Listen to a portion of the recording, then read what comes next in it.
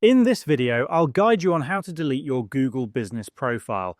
If you've decided to close your business or no longer need the profile, it's important to remove it from Google to avoid confusion for potential customers. First, open your browser and make sure you're logged into the Google account associated with your business. If you're not logged in, either switch to the correct account or log in from a different browser.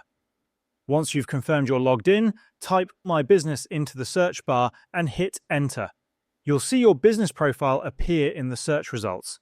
Click on View Profile to open it. If your business is verified and live, you'll see all the details associated with it. Now click on the three dots in the upper right corner of your profile and select Business Profile Settings. In the Settings menu, you'll see several options.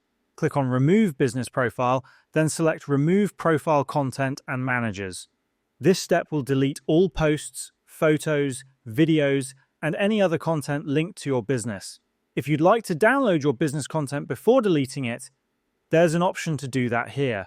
Once you've backed up your data, or decided to skip that step, click Continue. Finally, confirm the removal by clicking Remove once more. Your Google Business profile will be permanently deleted, along with all associated content and manager access.